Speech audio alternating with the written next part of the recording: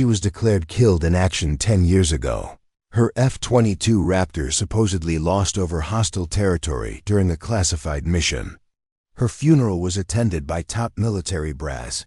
Her family received folded flags, and her name was etched on a memorial wall at Luke Air Force Base. But on a scorching afternoon in Arizona, Captain Victoria Viper Blake was about to prove that sometimes the dead refuse to stay buried, and that the most dangerous enemy isn't always the one you're fighting overseas. Before we jump back in, tell us where you're tuning in from, and if this story touches you, make sure you're subscribed, because tomorrow I've saved something extra special for you. The Arizona sun blazed mercilessly over Luke Air Force Base as thousands of spectators gathered for the annual Thunder and Lightning air show. Families had arrived before dawn to claim the best viewing spots along the flight line, spreading colorful blankets and setting up folding chairs while vendors hawked everything from miniature F-22 models to ice-cold lemonade. The air shimmered with heat waves rising from the tarmac, creating an almost ethereal backdrop for what promised to be one of the most spectacular aerial demonstrations in the Southwest. Veterans wearing faded squadron patches and weathered flight jackets clustered near the display aircraft, sharing war stories with younger airmen who listened with the reverence reserved for living legends. Children pressed their faces against the chain-link fence, eyes wide with wonder as they watched ground crews perform final checks on the gleaming fighters that would soon paint the sky with precision and power. The smell of jet fuel mixed with barbecue smoke and sunscreen created that distinctly American military festival atmosphere that drew aviation enthusiasts from across the country. Luke AFB's annual show was legendary, not just for the flying, but for the rare opportunity to see the Air Force's most advanced fighters up close. Today's main attraction was a formation flight featuring 4 F-22 Raptors, the pinnacle of American air superiority technology. But Dr. Victoria Blake wasn't there for the spectacle. She stood alone near the southeastern corner of the viewing area, arms crossed, dark hair pulled back in a practical ponytail that somehow managed to look both civilian and military at the same time. Her khaki pants and navy polo shirt gave nothing away, but something about her posture, shoulders squared, weight evenly distributed, spine straight without being rigid, caught the attention of anyone who'd spent time around career fighter pilots. "Check out the woman by the maintenance hangars," muttered Staff Sergeant Nicole Parker to her partner as they conducted their routine security sweep. "She's been standing in that exact spot for over an hour. Hasn't moved, hasn't taken a single photo, hasn't even pulled out her phone." Airman First Class Tyler Woods followed Parker's gaze and shrugged. "Probably just some aviation geek. My cousin's like that, obsessed with military aircraft but weird about crowds. Maybe she's waiting for someone." But Parker kept watching. There was something about the way this woman tracked aircraft movements across the sky that set off her instincts. Not like a hobbyist admiring the sleek lines of an F-16, or even like a military spouse waiting for their pilot to fly overhead. She read the aircraft movements like she was calculating airspeed, altitude, and tactical formations. Her dark eyes never blinked, never wavered from the horizon, scanning the sky with the methodical precision of someone who understood not just what she was seeing, but what it all meant. 300 yards away in the VIP section, General Robert Hayes lowered his binoculars and frowned. 26 years in the Air Force had taught him to notice anomalies, things that didn't fit established patterns. And this woman was definitely an anomaly. No visible credentials, no escort, no apparent reason to have positioned herself exactly where someone with tactical knowledge would want to stand for optimal viewing of the demonstration area. "Colonel Martinez," he called to his aide without taking his eyes off the woman. "Run a quick background check on the brunette by the southeastern fence line. Something feels off." Colonel Jennifer Martinez, a sharp-eyed intelligence officer who'd earned her reputation by catching details others missed, followed the general's line of sight. "Sir, do you think she's a threat?" "I think she doesn't belong here," Hayes replied. Quietly, his voice carrying the weight of someone who'd learned to trust his instincts in combat zones around the world. "And in my experience, people who don't belong in places like this either mean everything or nothing. I'd rather know which." Down on the flight line, the pre-show formations were running their final practice runs. 2 F-16 Fighting Falcons screamed. Overhead in perfect synchronization, their afterburners painting twin trails of heat across the desert sky. The crowd erupted in cheers as a vintage P-51 Mustang followed. Its distinctive engine note a nostalgic counterpoint to the modern jet fighters. But Victoria's attention wasn't on the demonstration aircraft performing their carefully choreographed dance for the crowd. Her gaze was locked on the background activity, the support operations that most spectators never noticed. She watched the maintenance crews moving with practiced efficiency around a cluster of sleek, angular fighters parked in the restricted area near Hangar 7. 4 F-22 Raptors set like predatory birds, their distinctive diamond-shaped wings and twin vertical stabilizers, creating an unmistakable silhouette against the desert landscape. These weren't just any F-22s, they were from the 27th Fighter Squadron, the same unit she'd once called home. The same aircraft type she'd mastered during countless hours of training in combat missions that officially never happened. Technical. Sergeant Brandon Cole happened to be walking past the perimeter fence when he noticed her stillness. 8 years of working around fighter aircraft had exposed him to every type of aviation enthusiast imaginable, but this felt different. Something about her absolute focus made him pause and follow her gaze toward the flight line. "Ma'am," he called out, approaching the fence. "You doing okay out here? It's pretty hot, and you've been standing there for quite a while." Victoria turned toward him, and for just a moment, Cole caught something in her expression that made his breath catch. Not the excitement of a civilian seeing military hardware up close. Not even the professional interest of someone in the aerospace industry. It was recognition, like she was looking at something that had once belonged to her. "Just waiting," she said simply, her voice carrying a slight rasp that reminded Cole of pilots who'd spent years shouting over jet engines and breathing recycled cockpit air.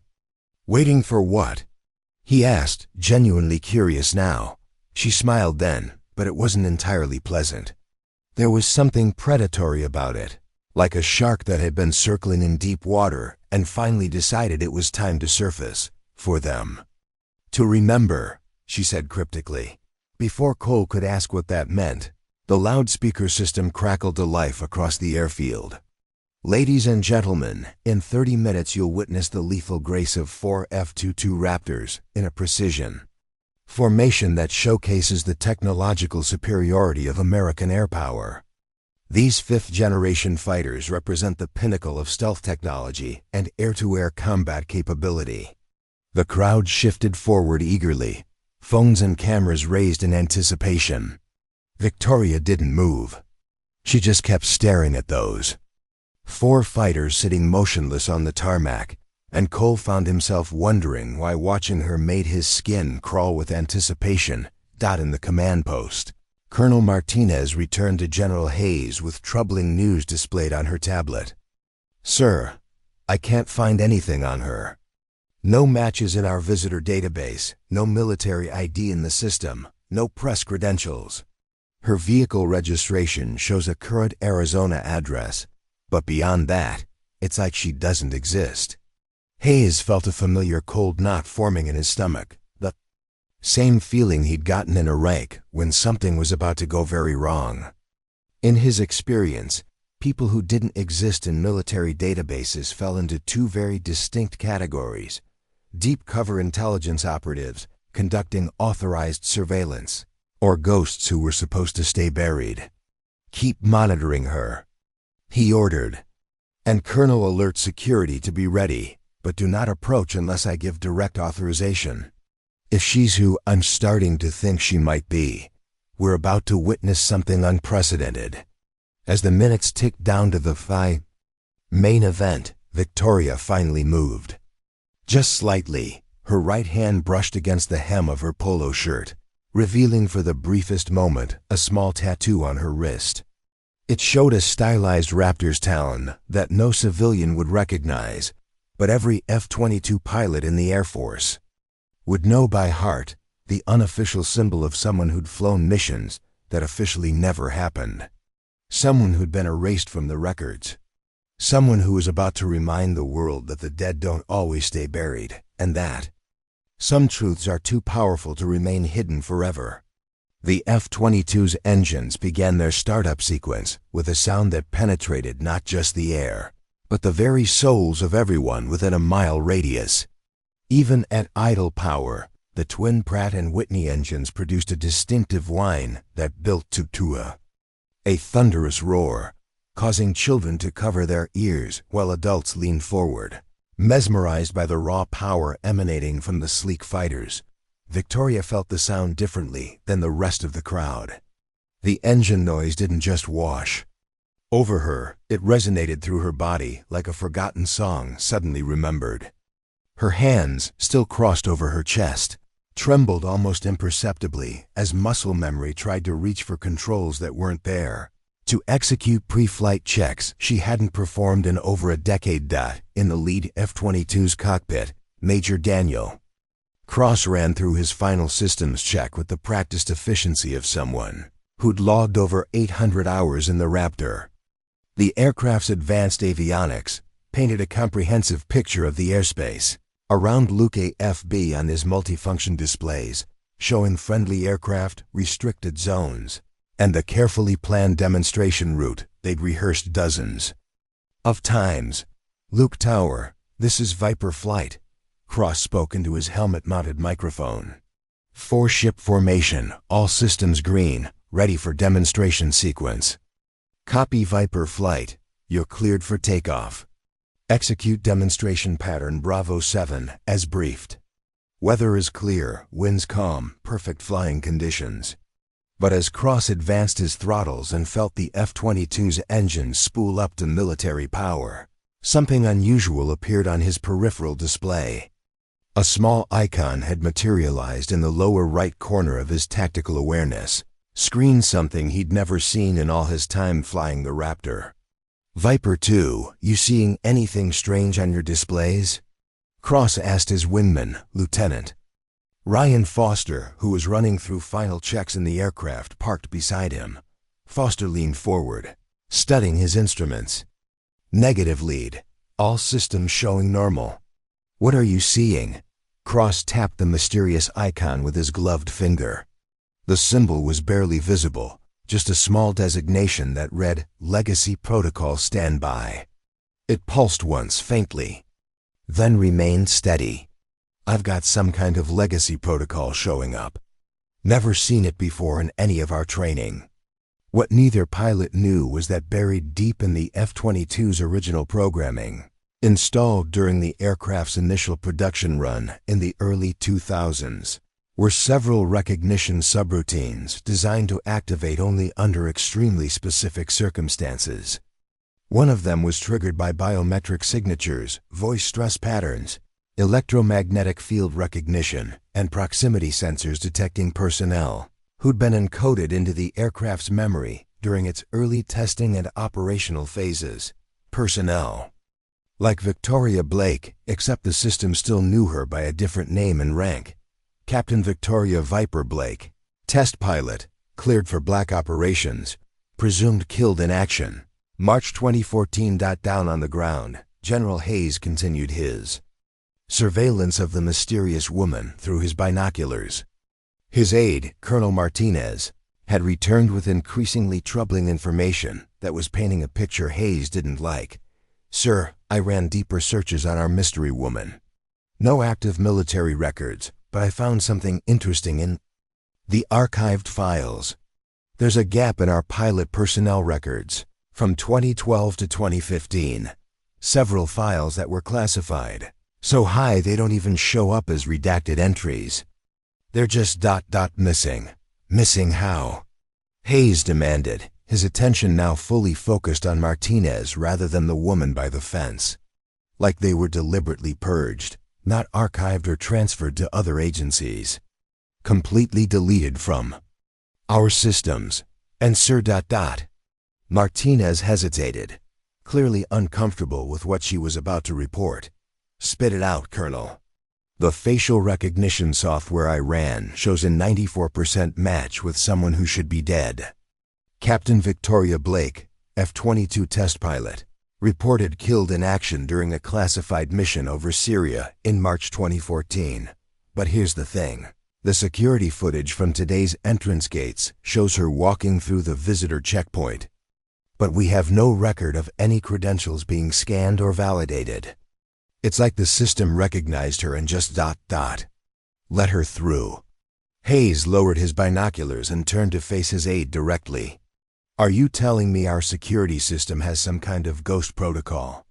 Before Martinez could answer, the 4 F-22s began their taxi toward the active runway.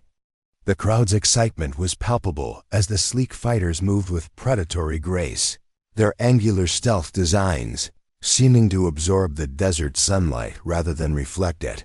Victoria watched the taxi sequence with an expression that had shifted from casual observation to something much more intense. Her dark eyes tracked each aircraft's movement with the precision of someone who understood not just what she was seeing, but what should happen next. When the lead F-22 positioned itself for takeoff, she unconsciously shifted her weight forward, as if preparing for the acceleration she would never feel again. Staff Sergeant Parker had been conducting crowd control near the perimeter fence, but she found herself increasingly drawn to monitor the mysterious woman. Parker had served 2 tours in Afghanistan and had developed a sixth sense for people who were more than they appeared to be. Woods, she called to her partner, radio the command post. Tell them the subject by the southeastern fence just changed. Her demeanor significantly. She's gone from casual observer to ... something else. Airman Woods keyed his radio.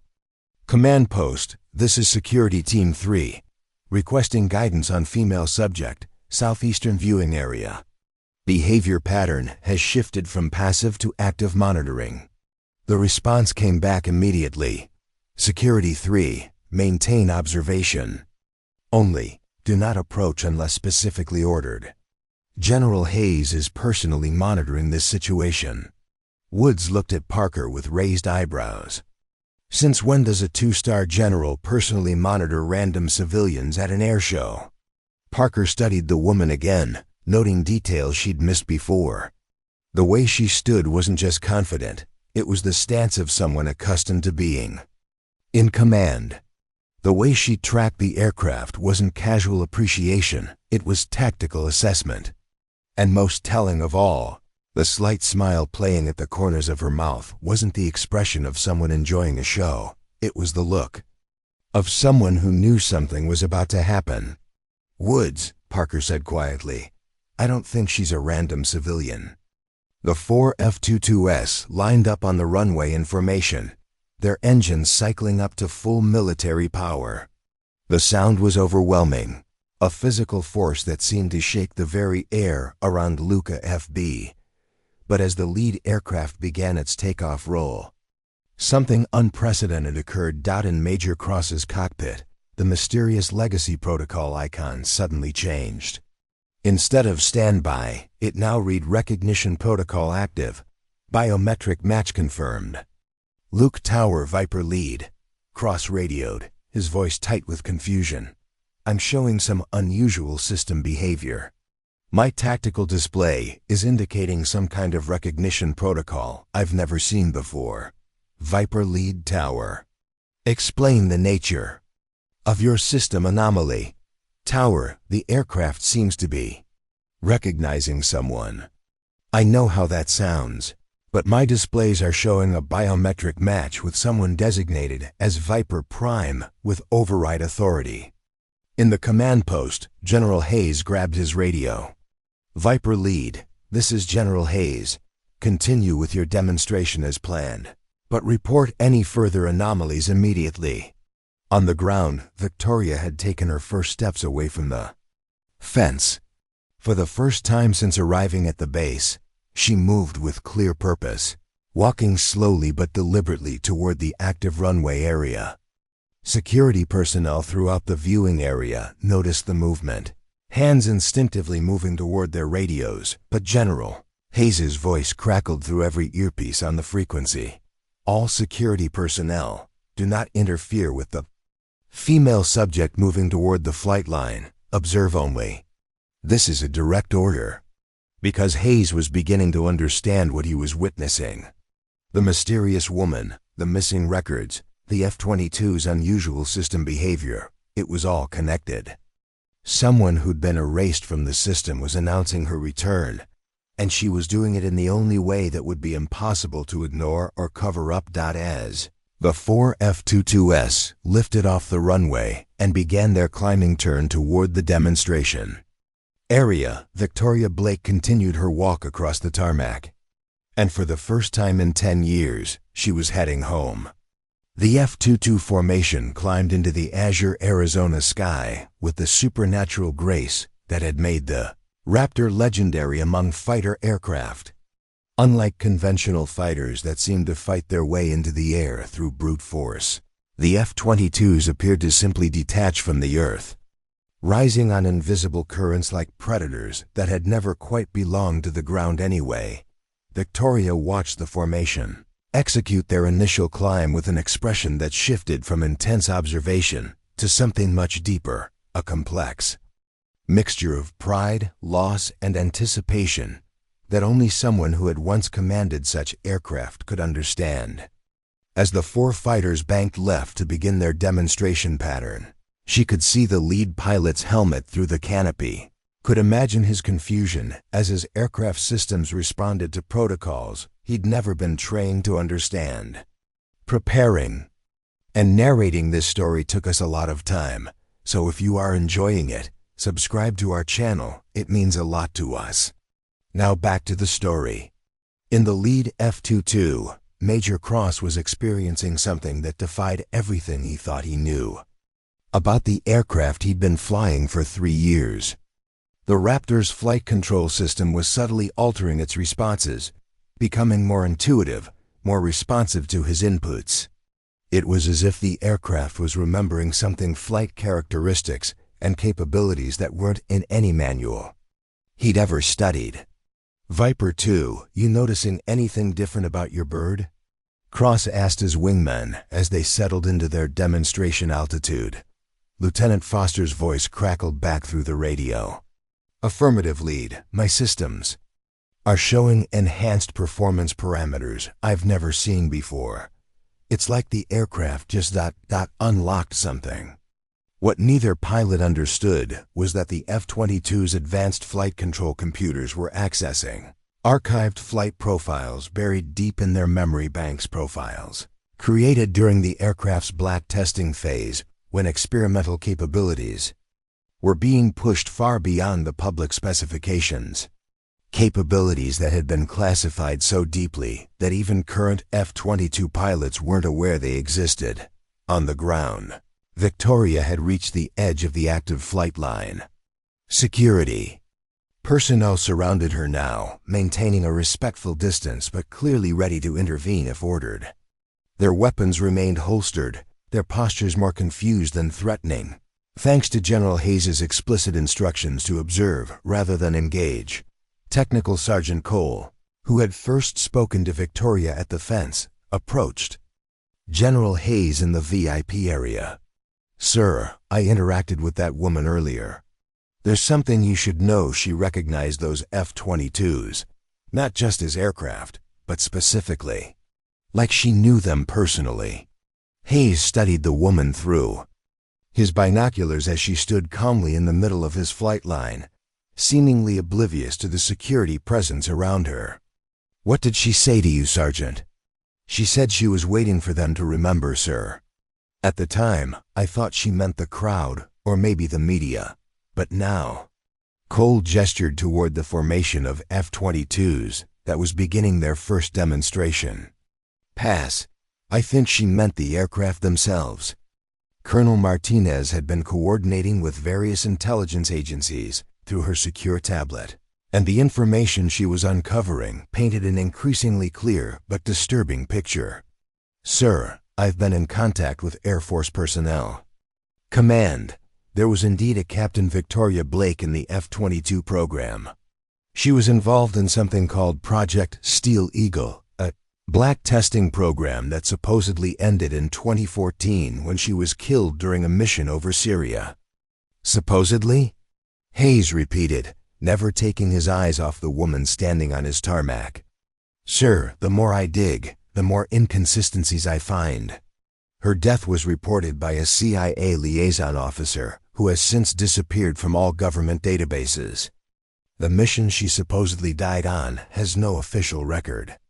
And most interesting of all, 3 months after her reported death, several high-ranking Pentagon officials and defense contractors were quietly reassigned or forced into early retirement. The F-22 formation was approaching the crowd now flying. A precisely choreographed pattern designed to showcase the aircraft's agility and power.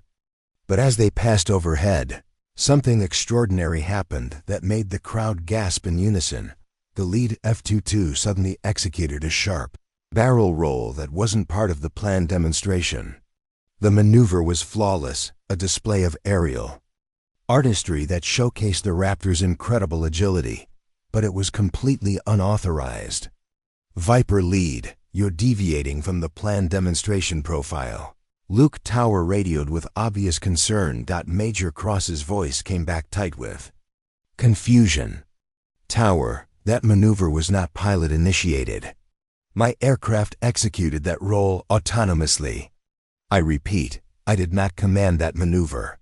In his cockpit, Cross was staring at his displays in amazement. The mysterious legacy protocol had evolved. Again, instead of just indicating recognition, it now showed Viper Prime acknowledged, homecoming protocol active. But the most unsettling part was what happened next. As the formation passed directly over Victoria Blake, all 4 F-22s simultaneously dipped their wings in a traditional aerial salute, a gesture of respect typically reserved for fallen comrades or distinguished veterans. The crowd erupted in cheers, assuming it was part of the show. Cameras clicked and phones recorded as the F-22s continued their pattern. But General Hayes knew exactly what he had just witnessed. That wasn't a planned demonstration maneuver.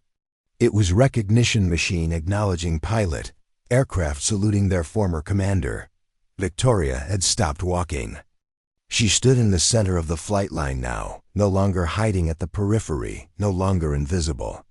As the formation completed its pass and banked for the next demonstration sequence, she raised one hand to her forehead in a crisp military salute, holding it as the 4 Raptors continued their aerial dance above.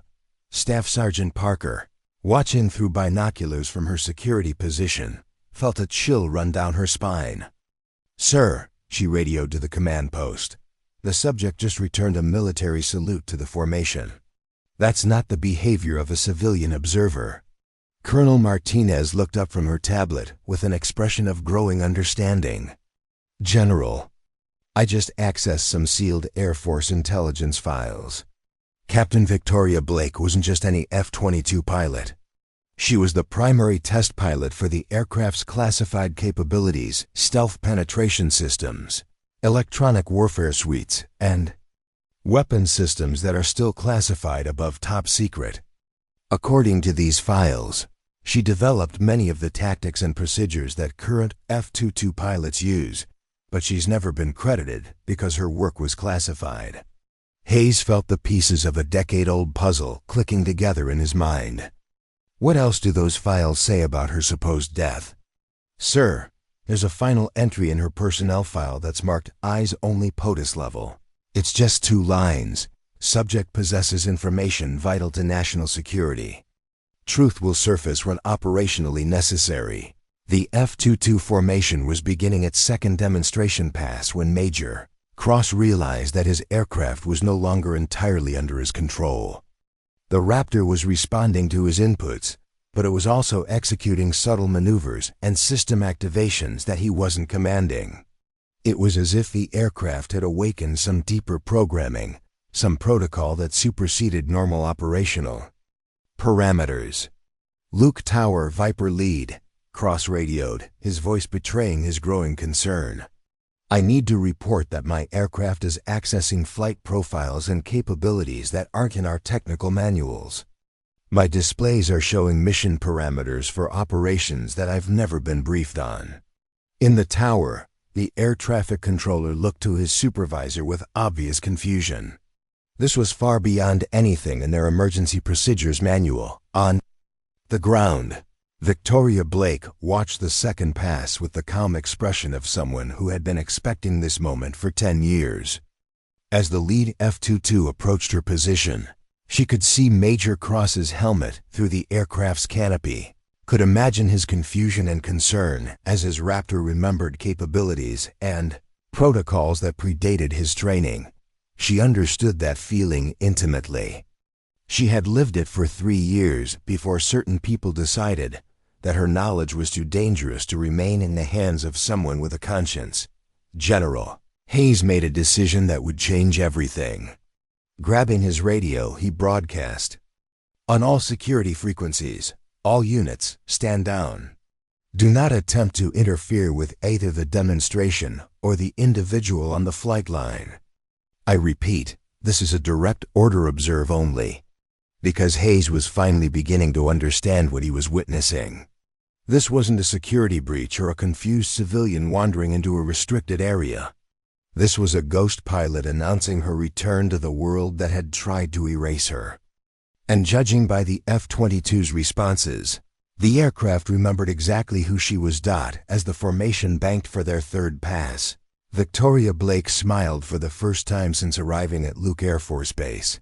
It wasn't entirely a pleasant expression. It carried the weight of 10 years spent in exile, 10 years of watching from the shadows as others flew the missions she had pioneered.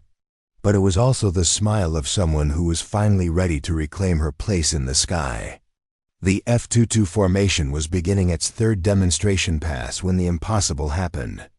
Without warning, without clearance, and without any input from its pilot, the lead Raptor suddenly broke formation in a maneuver so sharp and decisive that it left the other 3 pilots scrambling to maintain their positions. "Viper lead, you're off course." Luke Tower's voice crackled with alarm across all frequencies. "Return to formation immediately." Major Cross fought with his controls, his voice tight with disbelief as he responded. "Tower, this is Viper lead. I am not executing this maneuver. Repeat, I am not in control of this deviation. My aircraft is flying itself." The crowd's cheers turned to murmurs of confusion as the lead F-22 descended rapidly toward the airfield, clearly preparing for an unscheduled landing. But this wasn't an emergency approach. The aircraft's descent was too controlled, too deliberate, too precise. It was as if the Raptor had decided exactly where it wanted to go and was taking itself there with absolute determination. In the cockpit, Major Cross watched in amazement as his display showed a landing approach that he wasn't flying. His hands were on the controls, but the aircraft was responding to commands from somewhere else entirely. Commands that seemed to originate from deep within its own computer systems. "Luke Tower, be advised," Cross radioed, his voice remarkably calm considering the circumstances. "My aircraft has apparently initiated some kind of autonomous landing protocol. All flight control surfaces are responding, but not to my inputs. It's like the plane is flying itself home." Victoria watched the F-22's approach with an expression of profound satisfaction, mixed with something that might have been vindication. As the sleek fighter descended toward the runway she had once called home, she could see the confusion in the pilot's posture through the canopy. She knew that feeling intimately, the sensation of sitting in an aircraft that knew more than you did, that was capable of things beyond your training or understanding. General Hayes had moved from the VIP area to the flight line, positioning himself where he could observe both the landing aircraft and the mysterious woman who seemed to be orchestrating this entire event through her mere presence. His radio was buzzing with urgent communications from various agencies. But he ignored them all. Whatever was happening here was bigger than protocols or procedures. "Sir," Colonel Martinez approached with her secure tablet, her face pale with a mixture of excitement and concern. "I've been monitoring communications from Washington. The Pentagon is aware of the situation and wants immediate containment. They're ordering us to arrest the woman and impound the aircraft." Hayes looked at his aide with the expression of a man who had just realized he was standing at a historical crossroads. "Colonel, tell Washington that we have a situation that falls outside normal operational parameters. We're going to let this play out." "Sir, with all due respect, these are direct orders from people who apparently don't understand what we're dealing with," Hayes interrupted. "That woman down there isn't just some confused civilian or even a terrorist threat. If she's who I think she is, she's someone we've been told was dead for 10 years. And right now, a billion-dollar aircraft is apparently flying itself to her. Location, I want to know why." The F-22 touched down on Luke's main runway with the precision of a surgeon's scalpel. Despite the fact that Major Cross was essentially a passenger in his own cockpit, the landing was flawless, nose gear settling exactly on the center line, engines automatically adjusting to ground power settings, anti-skid systems engaging with perfect timing. As the aircraft rolled out, something even more extraordinary occurred. Instead of following standard taxi procedures to the designated parking area, the F-22 turned it directly toward the demonstration area where Victoria Blake stood waiting. The massive fighter moved across the tarmac with deliberate purpose, heading straight for the woman who had been watching it with such intensity. "Tower, I have completely lost control of this aircraft," Major Cross reported, his voice carrying a mixture of professional concern and genuine awe. "It appears to be operating under some kind of autonomous guidance system that I've never encountered. The aircraft is taxiing itself to a specific location." Security personnel throughout the flight line tensed as the F-22 approached Victoria's position, but General Hayes' voice cut through their communications. "All units, maintain your positions. Do not attempt to interfere with the aircraft or the individual. This is a direct order from the base commander." Staff Sergeant Parker, who had been monitoring Victoria since her arrival, spoke into her radio with barely contained amazement. "Command, the female subject is walking toward the approaching aircraft. She's showing no fear, no surprise. It's like she was expecting this." And indeed, Victoria was moving toward the F-22 with the confident stride of someone coming home after a long absence. As the sleek fighter came to a stop exactly 50 feet from her position, she could see Major Cross through the canopy, his helmet turning as he tried to understand what was happening to his aircraft. The F-22's engine spooled down to idle, but the aircraft systems remained fully active. Every display in Major Cross's cockpit was showing information he'd never seen before: mission profiles, tactical data, and operational parameters that seemed to exist in classified databases he didn't have access to. "Tower," Cross radioed, his voice filled with wonder. "My displays are showing that this aircraft recognizes the woman approaching us.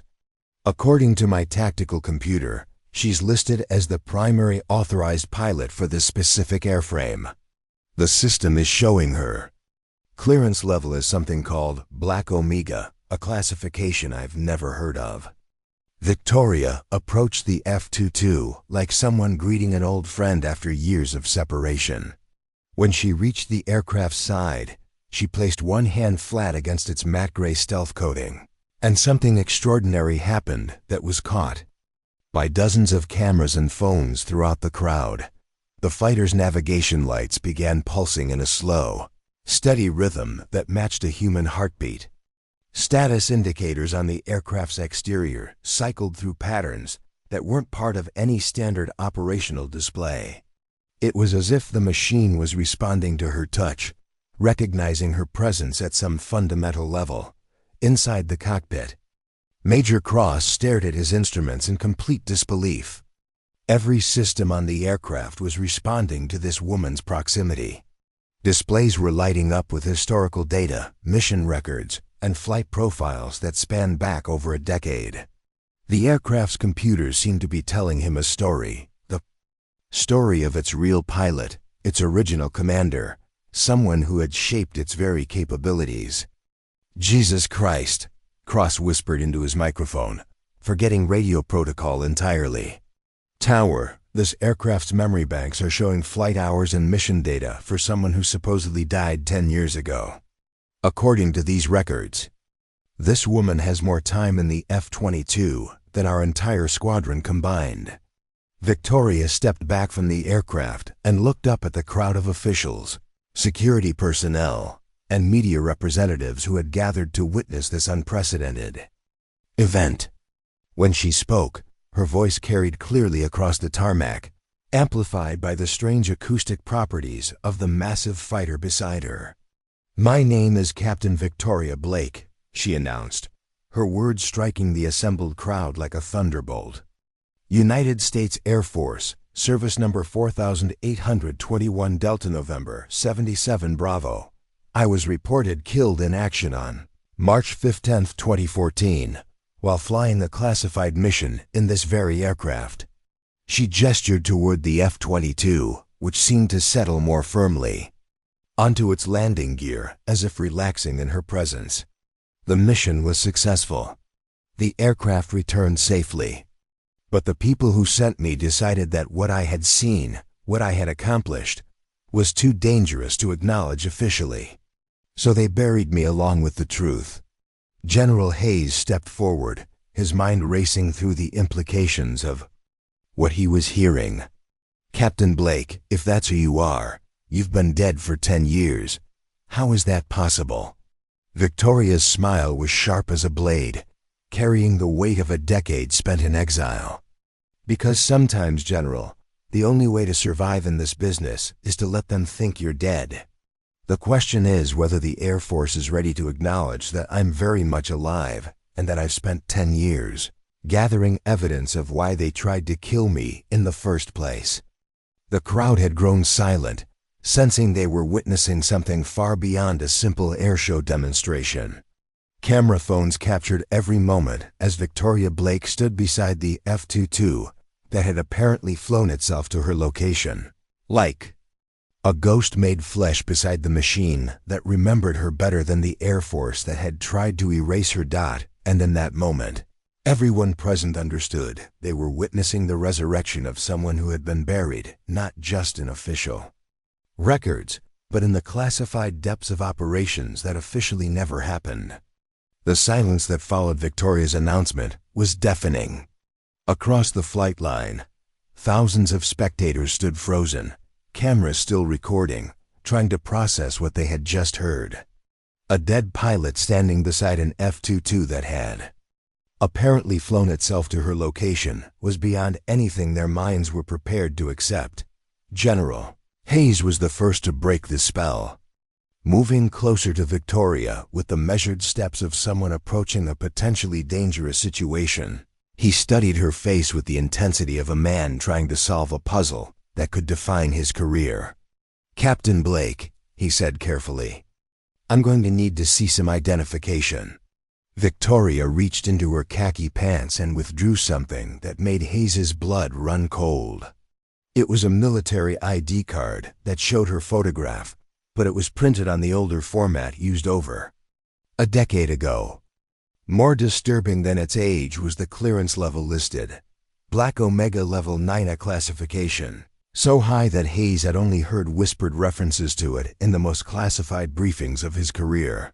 "Black Ops Level 9, Victoria said, simply holding the card where Hayes could examine it. F-22 test pilot, stealth penetration specialist, electronic warfare systems developer. You won't find my missions in any database you have access to, General. They exist only in systems so classified that acknowledging their existence is itself classified." Colonel Martinez had been quietly coordinating with various agencies through her secure communication devices, and she approached Hayes with an expression of barely controlled panic. Sir, I've been in contact with the Pentagon. They want to speak with you immediately. Encrypted line, highest priority classification. Victoria overheard the exchange and laughed, a sound completely devoid of humor. Let me guess, Colonel. Some very nervous people in very expensive suits are suddenly very interested in this conversation. People who thought they'd solved a problem 10 years ago are realizing that problems don't always stay solved. She turned to address Hayes directly, her voice carrying the authority of someone accustomed to being obeyed in the most dangerous situations imaginable. General, before you take that call, let me ask you something. Have you ever heard of Operation Steel Eagle? Hayes frowned, the name triggering distant memories from classified briefings. The designation sounds familiar, but the details are classified above my clearance level. Of course they are, Victoria replied with bitter satisfaction. Because 12 years ago, I flew an F-22 deep into Syrian airspace alone, unescorted, completely invisible to their air defense systems. My mission was to photograph nuclear facilities that officially don't exist and gather intelligence on weapons transfers that were supposedly impossible. The crowd around them had grown larger, drawn by the surreal scene of a lone woman lecturing senior military officers beside a fighter jet that had apparently landed itself. Media personnel were pushing forward, sensing a story that would reshape their understanding of military operations and government transparency. The mission lasted 14 hours, Victoria continued, her voice carrying across the tarmac with the clarity of someone who had rehearsed this moment countless times in her mind. I refueled twice from tankers that were never logged, flew through air defense systems that couldn't detect me, and brought back intelligence that prevented a regional war. In the F-22's cockpit, Major Cross was listening to every word through his aircraft's external communication system, which had somehow activated automatically. His displays were showing mission files that corresponded exactly to what Victoria was describing: flight paths over Syria, refueling coordinates, and targeting data that matched her account with terrifying precision. The problem, Victoria continued, was that some of what I photographed implicated American defense contractors in illegal weapon sales. Companies that had assumed their activities would remain hidden behind classification levels suddenly found themselves very exposed. People who had been selling advanced weapons technology to hostile nations discovered that their business model had a fatal flaw. It left evidence. Hayes felt the pieces of a complex puzzle beginning to form a picture he didn't want to see. Are you saying American companies were selling weapons to Syria? Not just Syria, General. Syria was just one stop on a very long supply chain. I photographed American-made components in Iranian missile systems, tracked serial numbers from weapons that were supposed to have been destroyed, documented meetings between Pentagon officials and arms dealers who were selling to anyone with enough money. Staff Sergeant Parker, who had been monitoring communications, approached with urgent news. Sir, we've got multiple black SUVs approaching the base perimeter at high speed. Whoever's in those vehicles has override authority for our security systems. Victoria looked toward the approaching vehicles with the calm expression of someone who had been expecting this moment for years. Those would be my old friends from the Defense Intelligence Agency's Special Activities Division. They're probably here to remind everyone that this conversation never happened, that I'm still dead, and that certain truths are too dangerous for public consumption. Colonel Martinez moved closer to Hayes, her voice urgent. Sir, what are your orders? Do we treat this as a security situation? But before Hayes could respond, Victoria had moved to the F-22's boarding ladder, which had extended automatically as she approached. The sight of the aircraft responding to her presence without any apparent command input sent murmurs through the crowd of observers. General, Victoria called back as she began climbing toward the cockpit, I spent 10 years dead, watching from the shadows as this aircraft flew missions with pilots who were never told its full capabilities.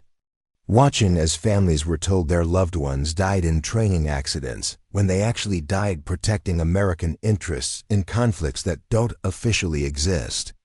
The black SUVs were closer now, their occupants certainly armed with orders.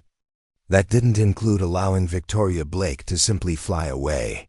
But as she reached the F-22's cockpit and began to enter, something unprecedented occurred.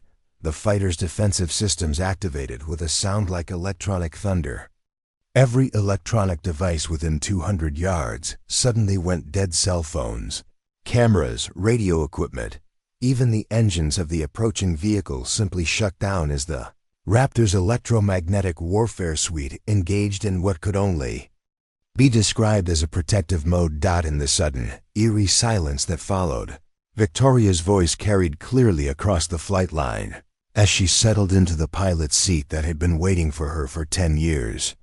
"Ladies and gentlemen," she announced through the aircraft's external speakers, "my name is Captain Victoria Blake, and I've been officially dead for 10 years. But I've spent that time documenting a conspiracy that reaches the highest levels of our government and defense establishment." Major Cross found himself sitting in what was now the back seat of his own aircraft, watching in amazement as Victoria's hands moved over the controls with the fluid precision of someone who had helped design the very system she was operating.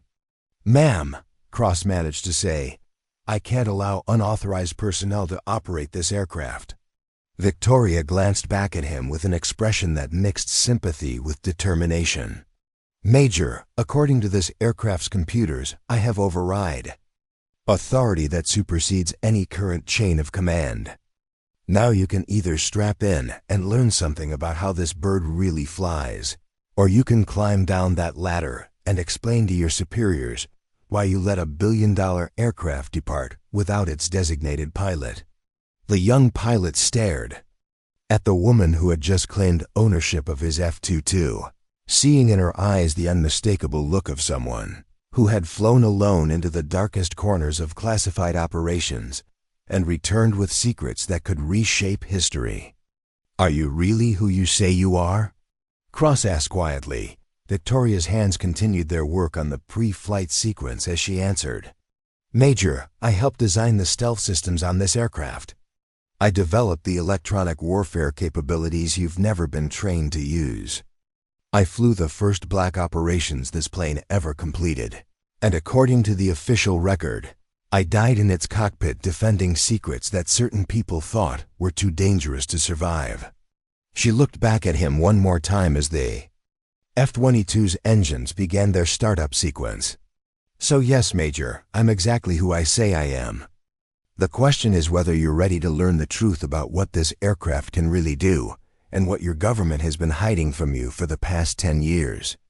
On the ground, General Hayes watched in fascination and growing alarm as the F-22 prepared for an unauthorized departure. The black SUVs had coasted to a stop when their engines died, and figures in dark suits were climbing out, speaking urgently into dead communication devices, because Hayes was finally understanding what he was witnessing. This wasn't just a security breach or a confused pilot stealing military hardware. This was a reckoning 10 years in the making, and Victoria Blake was about to remind the world that some secrets are too important to stay buried. As the F-22's engines reached full power and the aircraft began its taxi toward the active runway, Victoria's mind drifted back to March 15, 2014, the day she officially died, and the day her real life began. 10 years ago, she had been Captain Victoria Viper Blake, the Air Force's most promising F-22 test pilot, and one of only 12 people in the world cleared for the aircraft's most classified capabilities. She had been handpicked for Operation Steel Eagle, not just because of her flying skills, but because of her ability to operate completely alone in hostile territory while maintaining absolute operational security. The mission briefing had taken place in a windowless room buried 3 levels beneath the Pentagon, attended by only 5 people whose names would never appear in any official record. The target, a suspected nuclear facility in the mountains of eastern Syria, where intelligence suggested American defense contractors were providing technological assistance to hostile governments. Captain Blake, the mission commander had said. A man whose face she could still remember, but whose name had been erased from her memory through psychological conditioning. You'll be flying alone, completely off the books. No support, no backup, no official acknowledgement if anything goes wrong. Your aircraft will be equipped with experimental reconnaissance systems that don't officially exist. The F-22 they had given her for the mission was unlike any Raptor in the standard fleet. Its stealth capabilities had been enhanced with experimental metamaterials that made it virtually invisible to all known detection systems. Its electronic warfare suite could penetrate and manipulate enemy communications networks. Most importantly, it carried reconnaissance equipment that could photograph and analyze targets from altitudes and distances that defied conventional capabilities. Victoria had spent 2 weeks in isolation, memorizing every detail of the mission profile while undergoing psychological preparation designed to ensure she could operate effectively if captured or compromised. The conditioning had worked almost too well even now, 10 years later. Certain aspects of the mission remained locked in compartmentalized sections of her memory. The flight itself had been a masterpiece of stealth, penetration, taking off from a facility in Jordan that didn't appear on any map. Victoria had flown the enhanced F-22 through multiple layers of Syrian air defenses without triggering a single alarm. The aircraft's experimental systems had performed flawlessly, allowing her to photograph not just the suspected nuclear facility, but 3 additional sites that intelligence had missed entirely. But it was what she discovered at the 4th site that changed everything. Hidden in a valley 60 miles south of Aleppo, Victoria had found an arms depot that defied imagination. American-made weapon systems, some still bearing U.S. Air Force serial numbers, were being transferred to vehicles marked with Syrian military insignia. More disturbing were the American contractors supervising the transfers, men and women in civilian clothes who were clearly directing operations that violated every arms control treaty the United States had ever signed. Victoria's enhanced reconnaissance systems had captured everything: faces, license plates, serial numbers, even conversations picked up by the aircraft's advanced electronic surveillance equipment. The evidence was overwhelming and irrefutable. American defense contractors were selling advanced weapons technology to hostile governments, using classified channels to hide their activities. But the most damaging discovery came when Victoria recognized one of the contractors directing the weapons transfers. Senator Michael Garrett, then serving on the Senate Armed Services Committee, was personally overseeing the delivery of systems that included components from F-22 production lines. The return flight had been uneventful, but Victoria knew she was carrying information that would destroy careers and potentially bring down the government officials involved. When she landed back at the classified facility in Jordan, she expected to be debriefed and then return to normal duties while investigators pursued the evidence she had gathered. Instead, she was arrested. Captain Blake, the same nameless mission commander, had said as military police placed her in restraints, "You've seen things that pose a significant threat to national security. We're going to need you to sign a classified agreement acknowledging that this mission never happened and that you will never discuss what you observed." Victoria had refused, insisting that the evidence of American weapons being sold to hostile forces was exactly the kind of intelligence that needed to be reported through proper channels. That refusal had sealed her fate. For 3 days, she was held in solitary confinement while various officials attempted to convince her to sign agreements that would have effectively ended her career and silenced her permanently. When she continued to refuse, the officials changed tactics. "Captain," a woman in an expensive suit had told her on the 4th day, "you have a choice. You can sign these documents, accept a transfer to a desk job, and live out your career quietly. Or you can face court-martial for violations of operational security." classified information protocols, and conduct unbecoming an officer. Victoria had looked at the woman later identified as Deputy Director Amanda Sterling of the Defense Intelligence Agency and realized she was being offered a choice between permanent silence and permanent imprisonment. That's when she chose the third option that no one had considered. On the night of March 14, 2014, Victoria Blake escaped from the detention facility using skills she had learned during survival training, stole the same enhanced F-22 she had flown on the Syria mission, and disappeared into the night. Official records would show that she had died during a training accident the following day. Her aircraft lost over the Pacific Ocean. The truth was more complex. Victoria had flown the stolen F-22 to a classified facility in Nevada that served as a repository for evidence from black operations, a place where the most sensitive intelligence was stored outside normal government channels. Using her highest level clearances, she had uploaded all the evidence from Operation Steel Eagle to secure servers, then landed the aircraft in an underground hangar that was designed to hide assets from the very government that had created them. For the next 10 years, Victoria had lived as a ghost, using the facility's resources to monitor and document the continuing conspiracy she had uncovered. The arms dealing hadn't stopped with her supposed death. It had expanded, involving more officials and more weapons transfers. Senator Garrett had become a key figure in defense appropriations, using his position to facilitate sales that enriched his conspirators while endangering American security. Deputy Director Sterling had been promoted to oversee the very intelligence operations that should have been investigating the conspiracy she was helping to conceal.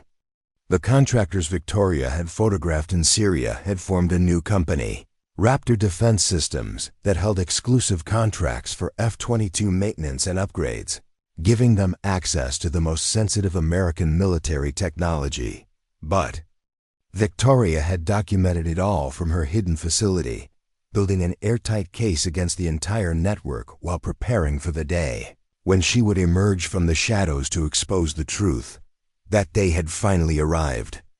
As the F-22 reached the end of Luke Air Force Base's runway and prepared for takeoff, Victoria Blake was ready to finish what she had started 10 years ago in the skies over Syria. Major Cross, strapped into the back seat of what had once been his aircraft, watched Victoria's hands move over the controls with practiced precision.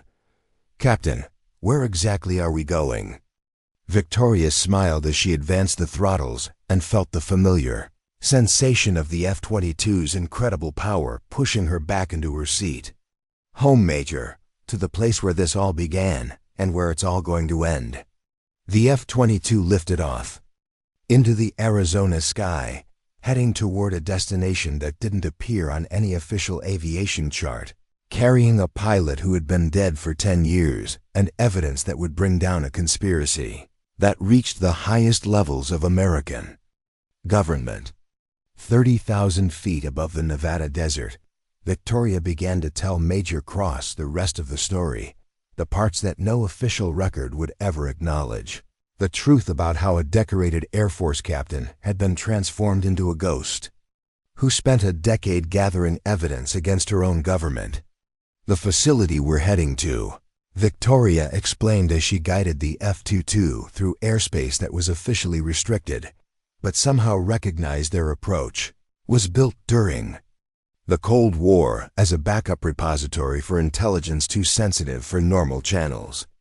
It's one of 12 such facilities scattered across the country, each one designed to operate independently if the main government infrastructure was compromised. Major Cross studied his navigation displays, which were showing their destination as a blank area on the map labeled only as restricted airspace, no details available. But the F-22's computers seemed to know exactly where they were going, displaying approach vectors and landing procedures that weren't in any manual he'd ever studied. "How did you gain access to a facility like that?" Cross asked. Victoria's expression darkened as she recalled the events that had shaped the last 10 years of her life. Because 3 days after I was supposed to have died in that training accident, I discovered that I wasn't the only pilot who had been lost while carrying inconvenient evidence. The facility's computers contained records of 17 other pilots who had died under suspicious circumstances over the previous 5 years. She adjusted their headings slightly, following navigation prompts that appeared automatically on her displays. All of them had been involved in black operations that discovered evidence of corruption. All of them had refused to sign non-disclosure agreements, and all of them had died in accidents that left no recoverable remains. The picture Victoria painted was one of systematic elimination of anyone who threatened the conspiracy she had uncovered. Pilots who discovered arms dealing, intelligence officers who documented war profiteering, even civilian contractors who noticed discrepancies in weapons shipments. All of them had met convenient ends that removed them as threats to the network. The man running the operation was Deputy Director Sterling's predecessor, a CIA operative named Harrison Mitchell. He'd developed a system for eliminating inconvenient witnesses that was almost foolproof, make them disappear during classified operations where questions couldn't be asked without revealing state secrets. Major Cross felt a chill as he realized the implications. You're talking about assassination programs targeting American military personnel. I'm talking about a shadow organization within our own government that decided certain truths were too dangerous to allow anyone to survive knowing them, Victoria corrected. They weren't targeting the military, they were targeting anyone who could expose the fact that American weapons were being sold to our enemies by people who had sworn an oath to protect our country. The F-22 was approaching their destination now, and Cross could see what appeared to be empty desert below them. But Victoria's instruments were painting a different picture, showing underground structures and landing facilities that were completely invisible to the naked eye. The network expanded after Mitchell's death, Victoria continued. Sterling took over the operation and brought in Senator Garrett and his associates from Raptor Defense Systems. They realized that instead of just covering up individual instances of corruption, they could create a systematic pipeline for weapons transfers that would be protected by classification levels so high that even investigating them would be illegal. As they descended toward what still looked like empty desert, sections of the ground began to slide away, revealing a landing strip that could accommodate the largest military aircraft. The sight was so surreal that Cross had to blink several times to convince himself he wasn't hallucinating. "My God," he whispered, "how many facilities like this exist?" "More than Congress knows about," Victoria replied grimly. "And fewer than there used to be, thanks to budget cuts and the people who thought burying the evidence was cheaper than protecting the whistleblowers." The F-22 touched down on the hidden runway with Victoria's characteristic precision. As they taxied toward an underground hangar, Cross noticed other aircraft parked in the shadows: fighters, transport planes, and reconnaissance aircraft that, according to all official records, had been destroyed, lost, or retired years ago. "Those planes," Cross said, pointing toward the ghostly fleet, "they're supposed to be dead like me," Victoria finished. "Welcome to the graveyard of inconvenient truths, Major. Every aircraft you see down here represents evidence that someone tried to bury." The hangar doors closed above them, sealing the F-22 and its crew in a facility that didn't exist on any government database. Victoria powered down the engines and began her post-flight checklist with the efficiency of someone who had called this place home for a decade. "For 10 years, she explained as she secured the aircraft systems, "I've been using this facility's resources to monitor and document the conspiracy I uncovered in Syria. The arms dealing didn't stop when I supposedly died, it accelerated." Sterling and her associates realized that my disappearance proved their system worked. She led Cross through a security airlock into corridors lined with servers and filing systems that hummed with electronic activity. Every black operation, every classified mission, every piece of evidence that certain people hoped would stay buried forever, it's all here. The scale of the operation was staggering. Victoria showed crossrooms filled with documentation spanning decades of illegal activities, weapons sales to hostile nations, assassination orders targeting American personnel, financial records showing millions of dollars flowing from defense contractors to numbered accounts controlled by government officials. But the smoking gun, Victoria said as they entered a central command center filled with monitors displaying real-time intelligence from around the world, is the evidence I've gathered over the past 10 years showing that the conspiracy has continued to expand. She activated a series of displays that showed current weapons transfers, communications intercepts, and financial transactions that painted a picture of ongoing treason at the highest levels of government. Senator Garrett isn't just facilitating arms sales anymore. He's become the primary coordinator for a network that includes Pentagon officials, CIA operatives, and defense contractors from multiple companies. They've created a shadow arms industry that operates completely outside congressional oversight. Cross stared at the evidence surrounding him, struggling to comprehend the magnitude of what Victoria had uncovered. "Why didn't you come forward with this evidence years ago?" Victoria's laugh was bitter. "Because everyone I could have reported it to was either part of the conspiracy or would have been killed for knowing about it. The only way to survive was to let them think I was dead. Well, I built a case so airtight that no one could ignore it or cover it up." She moved to a communications console and began activating systems that Cross realized were designed to broadcast on frequencies used by major news organizations, congressional oversight committees, and international intelligence agencies. "But now I have everything I need," Victoria continued. 10 years of evidence, multiple sources, financial records, communications intercepts, and most importantly, current information showing that the conspiracy is still active. Today, I'm going to make sure the world learns the truth about what's been done in their name. The command center came alive with activity as Victoria's broadcasts began reaching their targets. On screens around the room, Cross could see news.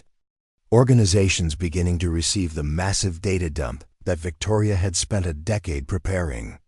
"Ladies and gentlemen," Victoria spoke into a microphone connected to the facility's communication array.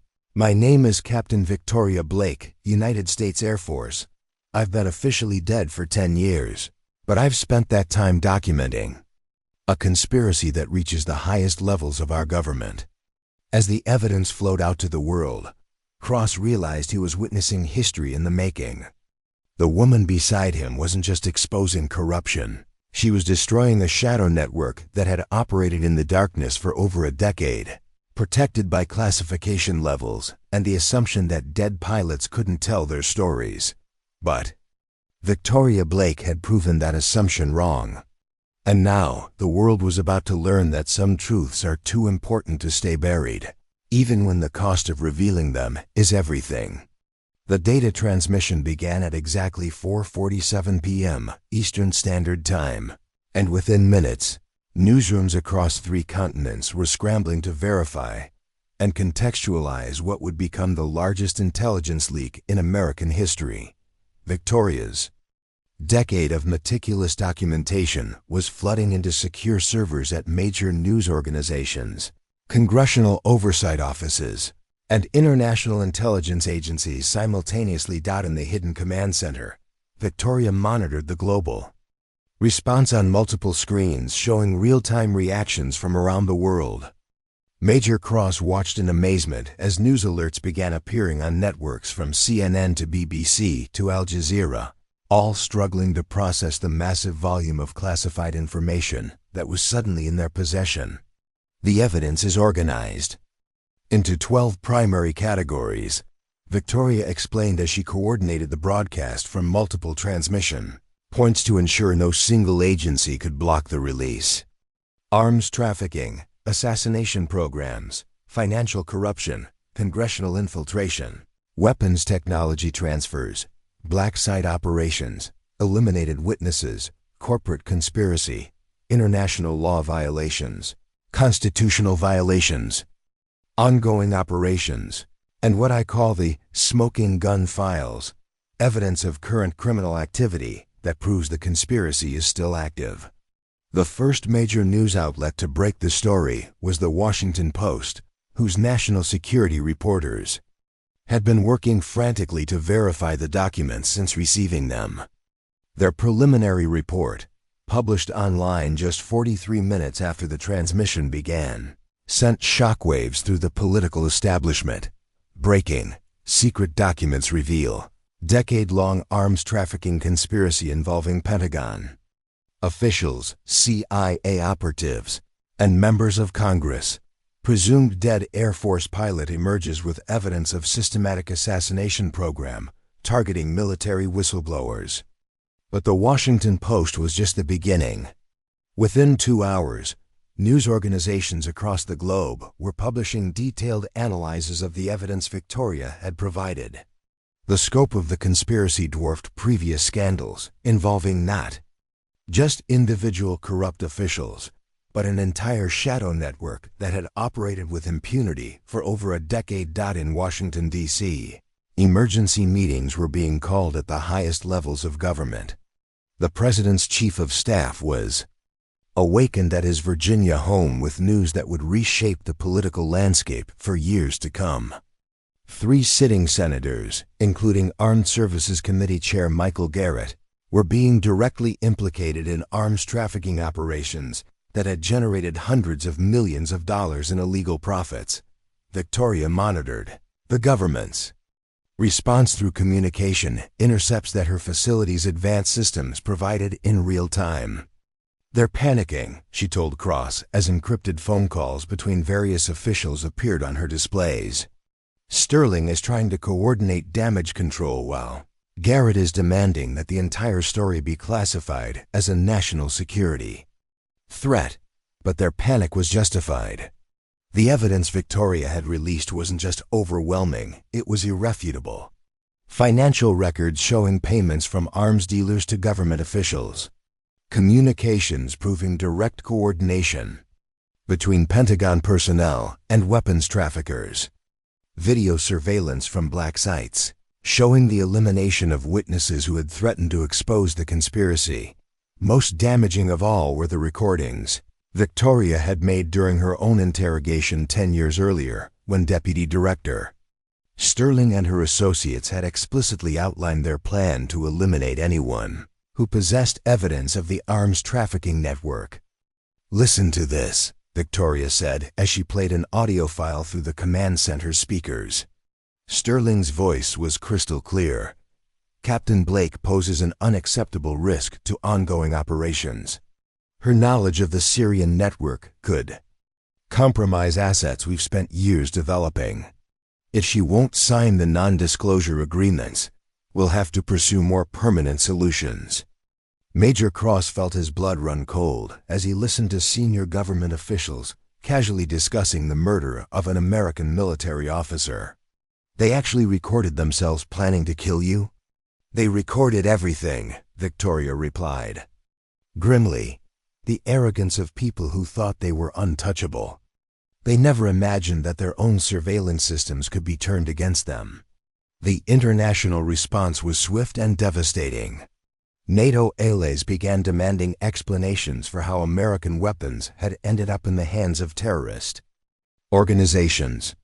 Trading partners questioned arms control agreements that had apparently been violated systematically for over a decade.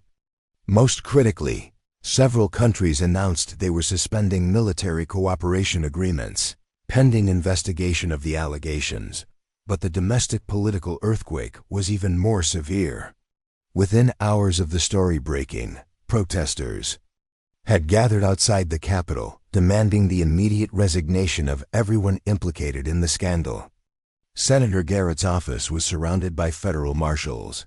After evidence emerged showing he had personally authorized weapons, transfers to groups designated as terrorist organizations by the State Department, Deputy Director Sterling found herself the subject of a manhunt after attempting to flee the country when bank records showed she had received over $12 million in payments from arms trafficking operations. Her arrest at Dulles International Airport was broadcast live on every major news network. Victoria watched the arrests and resignations with the satisfaction of someone who had spent 10 years preparing for exactly this moment.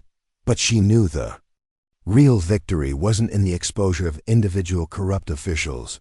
It was in the systemic changes that would follow.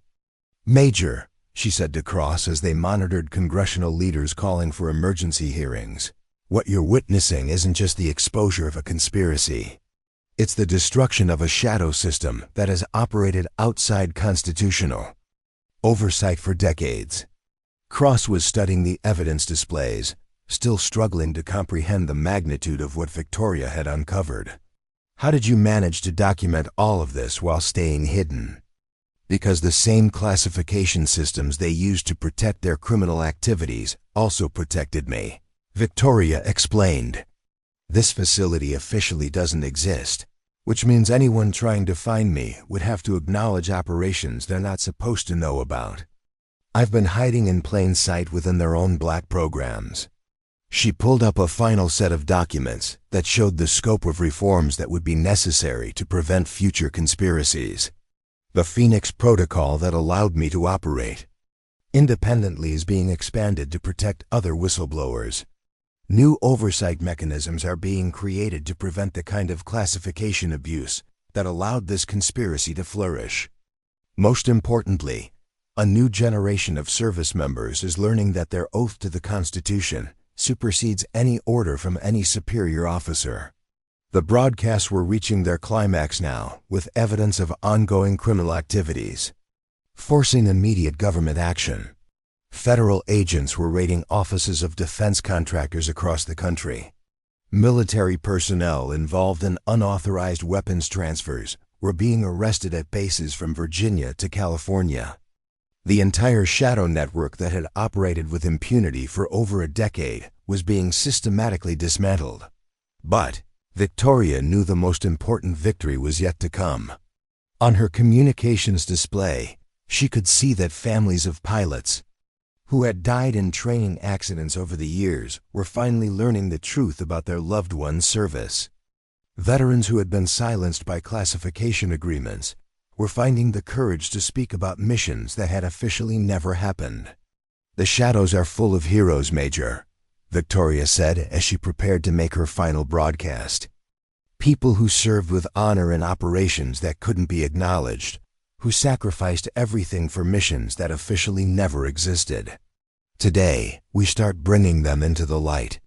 As Victoria prepared to leave the facility that had been her home for 10 years, she knew that her resurrection had accomplished more than exposing corruption. It had reminded America that its greatest strength wasn't in its weapons or its technology, but in its commitment to the idea that some truths are too important to remain buried. The woman who had been officially dead for 10 years was now very much alive again. And her return had proven that no conspiracy, no matter how powerful or well protected, could survive when faced with the determination of someone who refused to let the truth die. Within 72 hours of Victoria's broadcast, the political landscape of Washington, D.C. had been fundamentally transformed. The evidence she had spent 10 years gathering was creating ripple effects that reached every level of government, military, and defense contracting. What had begun as the resurrection of a single pilot had become the largest corruption investigation in American history. Senator Michael Garrett was arrested at his McLean, Virginia estate as federal agents executed search warrants that uncovered additional evidence of his role in the arms trafficking conspiracy. The man who had once sat on the Senate Armed Services Committee, with access to the nation's most sensitive defense information, was led away in handcuffs as news cameras captured every moment of his downfall. Deputy Director Amanda Sterling's attempted escape had been thwarted at Dulles Airport, where she was arrested while trying to board a private jet bound for a non-extradition country. The $12 million in offshore accounts that Victoria's evidence had exposed was frozen by international banking authorities, along with assets belonging to dozens of other conspirators. But the arrests were just the beginning.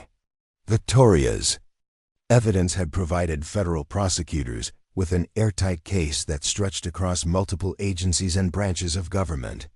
The scope of the investigation required the appointment of a special prosecutor and the creation of a joint task force involving the FBI, Air Force Office of Special Investigations, and congressional oversight committees. At the hidden Nevada facility, Victoria was preparing to return to the world she had been forced to abandon 10 years earlier. Major Cross, who had spent 3 days learning about capabilities of the F-22 that weren't in any manual, was struggling to process everything he had witnessed. "Captain," Cross said as they prepared the F-22 for their return flight to Luke Air Force Base, "what happens now? How do you go back to being alive after 10 years of being dead?" Victoria smiled as she ran through the pre-flight checklist on the aircraft that had brought her home. "That's the beautiful thing about the truth, Major. Once it's exposed, it creates its own momentum. The people who tried to bury me are now facing justice, and the systems that allowed them to operate in secret are being reformed." She had received word that morning that President himself had signed an executive order creating new protections for military whistleblowers and establishing independent oversight for all black operations. The Phoenix Protocol that had allowed Victoria to operate autonomously was being expanded and codified into law. The flight back to Luke Air Force Base was surreal in its normalcy compared to everything that had preceded it. Victoria flew the F-22 with the casual competence of someone returning to familiar territory, while Cross monitored communications that showed a transformed military establishment. "Luke Tower, this is Viper 1 requesting permission to land," Victoria radioed as they approached the base where her resurrection had begun just days earlier. "Viper 1, Luke Tower, you are cleared to land. Be advised, there's quite a reception committee waiting for you." As the F-22 touched down on the same runway where Victoria had first announced her return from the dead, Cross could see that the flight line was filled with personnel, media, and officials who had gathered to witness the return of the pilot, who had exposed the largest government conspiracy in decades. But Victoria wasn't interested in ceremonies or recognition. As they taxied toward the parking area, she was already thinking about the work that lay ahead. The conspiracy had been exposed, but the job of rebuilding trust and implementing reforms was just beginning. General Hayes was waiting as Victoria shut down the F-22's engines and climbed down from the cockpit. The base commander who had allowed her revelation to proceed without interference had become an unlikely hero in the story, praised for recognizing that some truths transcend standard operating procedures. "Captain Blake," Hayes said as Victoria approached, "I believe you have some paperwork to fill out regarding your return to active duty." Victoria laughed, the first genuinely joyful sound she had made in 10 years. "General, I think my personnel file is going to require some significant updates." The media attention was intense but carefully managed. Victoria understood that her story was important not just as a tale of individual courage, but as a demonstration that the system could ultimately be held accountable when faced with irrefutable evidence of wrongdoing. In her first official press conference, held at the Pentagon 3 weeks after her return, Victoria addressed a room packed with journalists from around the world.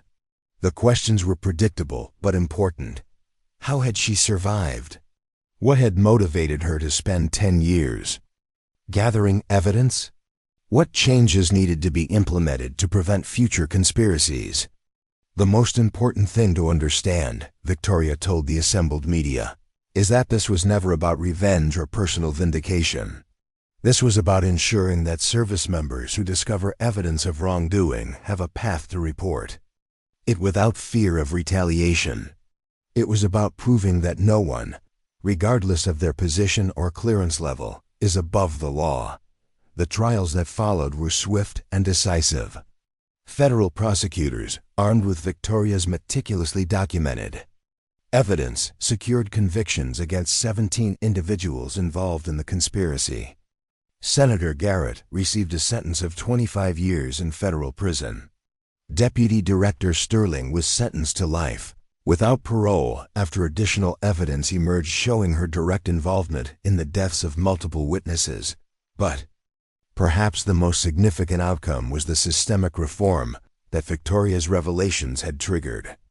The Defense Department established new oversight mechanisms for classified operations. Congress passed legislation creating independent review boards for all black programs. Most importantly, whistleblower protections were strengthened to ensure that future service members would never face the choice between their conscience and their career. Victoria herself was promoted to colonel and appointed to lead a new oversight division within Air Force Special Operations. Her mission: ensure that the kind of conspiracy she had exposed could never again operate in the shadows of American government. 6 months after her resurrection at Luke Air Force Base, Victoria stood on the same flight line where she had first announced her return to the world. A formation of F-22s was conducting a training flight overhead young pilots who would never have to choose between following orders and following their oath to the Constitution. Major Cross, now Lieutenant Colonel Cross, and Victoria's deputy in the new Oversight Division, joined her as they watched the aircraft execute perfect maneuvers against the Arizona sky. "Any regrets, Colonel?" Cross asked. Victoria watched the F-22s climb toward the horizon, thinking about the 10 years she had spent in exile, the conspiracy she had exposed, and the reforms that were already protecting a new generation of service members. "Just one," she said finally. "I regret that it took 10 years to expose the truth. But I suppose some resurrections take time to prepare properly."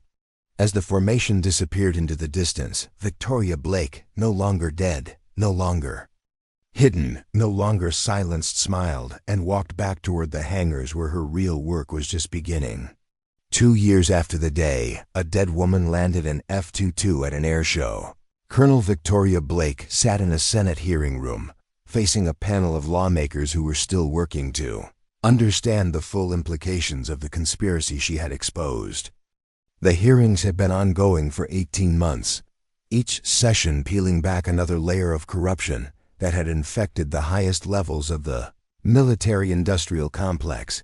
The chamber was packed with journalists, family members of service, personnel who had died under suspicious circumstances, and veterans who had spent years wondering why their classified missions had seemed designed more to generate profits than protect American interests. Victoria wore her dress blue uniform with the Distinguished Flying Cross and newly awarded Medal of Honor prominently displayed, but she carried herself with the quiet dignity of someone who understood that her true victory lay not in personal recognition, but in the systemic changes her revelations had triggered. Senator Elizabeth Warren, now chairing the Senate Special Committee on Defense Oversight Reform, leaned forward in her seat. "Colonel Blake, your actions have fundamentally changed how we approach classified operations and whistleblower protection. But I have to ask, do you believe the reforms we've implemented are sufficient to prevent future conspiracies of this magnitude?" Victoria considered the question carefully, looking out at the gallery where she could see Lieutenant Colonel Cross, who had become one of her most trusted allies in implementing the new oversight protocols. Behind him sat families whose loved ones had finally received the recognition they deserved for missions that could now be officially acknowledged. "Senator," Victoria began, "the Phoenix Protocol and the related oversight mechanisms we've established represent the most comprehensive reform of classified operations in American history. We've created independent review boards for all black programs, established secure channels for reporting misconduct that bypass traditional command structures, and most importantly, we've changed the culture within the military and intelligence communities." She paused, thinking about the young pilots and intelligence officers she now worked with, daily men and women who understood that their oath to the Constitution superseded any order from any superior officer. "But the real test isn't in the systems we've created," Victoria continued. It's in whether we've successfully conveyed to every service member that reporting wrongdoing is not just protected, it's a duty. That serving your country means protecting it from internal threats as well as external ones. The reforms that had emerged from Victoria's revelations were indeed comprehensive. The Department of Defense had established the Independent Operations Oversight Board, staffed by officials with no ties to defense contractors or political appointees. Every classified operation now required approval from this board, with quarterly reviews to ensure missions remained within legal and ethical boundaries. More significantly, the Whistleblower Protection Enhancement Act had created secure, anonymous channels for reporting suspected misconduct, with investigations conducted by personnel outside the normal chain of command. Service members who reported violations were given temporary assignment to protective units while investigations proceeded, ensuring they couldn't be eliminated or silenced as previous witnesses had been. Senator Marco Rubio, the committee's ranking Republican member, addressed Victoria directly. Colonel, critics argue that these oversight mechanisms could compromise operational security or slow decision-making in time-sensitive situations. How do you respond to those concerns? Victoria's smile was patient but firm. Senator, in my experience, the people who argue that oversight compromises security are usually the same people who have something to hide. Real national security is strengthened when our operations are conducted within legal and constitutional frameworks. The conspiracy I exposed didn't just violate American law, it actively aided our enemies by providing them with advanced weapons technology. She gestured toward a display showing the results of the investigations that had followed her revelations. We've discovered that the arms trafficking network I uncovered in Syria had provided American weapons technology to terrorist organizations in 17 countries. The people who argued that my evidence posed a threat to national security were actually the ones threatening our security by selling weapons to our enemies. The statistics were staggering. Over the 2 years since Victoria's return, federal investigations had uncovered evidence of illegal arms sales totaling more than $2 billion. Weapons that should have been destroyed or secured had instead been sold to hostile governments and terrorist organizations. Advanced technology from F-22 production lines had been found in Iranian missiles and Chinese fighter aircraft, but perhaps the most significant discovery was the extent to which the conspiracy had infiltrated government oversight mechanisms. 3 members of congressional intelligence committees had been receiving payments from arms dealers. 4 Pentagon officials had been coordinating with foreign intelligence services. Even some of the investigators initially assigned to look into Victoria's allegations had been compromised. The trials and convictions that followed had reshaped Washington's political landscape. Senator Garrett's conviction on charges of treason, conspiracy, and arms trafficking had led to the largest Senate ethics investigation in history. Deputy Director Sterling's life sentence had prompted a complete restructuring of CIA oversight procedures. The defense contractor executives who had facilitated the weapons transfers were serving sentences that effectively ended their companies' ability to bid on government contracts, but Victoria understood that the real victory lay not in the prosecutions, but in the cultural transformation her actions had catalyzed. Young service members now received training on recognizing and reporting misconduct that emphasized their obligation to protect constitutional principles over personal advancement. Military academies had revised their curricula to include extensive coverage of ethical decision-making and the historical importance of conscientious objection to illegal orders. Senator Warren concluded the hearing session with a question that Victoria had been expecting. Colonel Blake, what advice would you give to service members who might find themselves in situations similar to what you faced 10 years ago? Victoria stood to deliver her response, looking out at an audience that included not just senators and journalists, but young military officers who represented the future of American service. I would tell them that their oath to support and defend the Constitution isn't just words, it's a sacred commitment that sometimes requires extraordinary courage. I would tell them that serving your country means being willing to stand up to anyone, regardless of their rank or position, who threatens the principles we've sworn to protect. She paused, thinking about the 10 years she had spent in exile, the price she had paid for refusing to remain silent, and the knowledge that her actions had prevented future service members from facing the same impossible choices. Most importantly, I would tell them that they're not alone. The systems we've created, the oversight mechanisms we've established, the cultural changes we've implemented, they exist to ensure that doing the right thing doesn't require sacrificing everything. That speaking truth to power is no longer a career-ending decision, but a career-defining one. As Victoria left the hearing room for what would be the final session of the Senate's investigation, she was approached by a young Air Force lieutenant who had been watching the proceedings from the gallery. "Ma'am," the lieutenant said, "I just wanted to thank you. I'm a pilot, and knowing that someone like you fought for the truth, it means everything to those of us who are just starting our careers." Victoria looked at the young woman and saw herself 15 years earlier, idealistic, dedicated, ready to serve her country with honor. But this pilot would never have to choose between her conscience and her career. She would never have to fake her own death to protect evidence of corruption. She would serve in an Air Force that had learned, through Victoria's sacrifice, that the truth was more important than convenient lies. "Lieutenant," Victoria said, "just remember your oath. Not to any individual, not to any administration, but to the Constitution. And if you ever find yourself in a position where telling the truth puts you at risk, remember that there are people who will stand with you." That evening, Victoria stood on the flight line at Andrews Air Force Base, watching a formation of F-22s conduct a training flight as the sun set over the Potomac.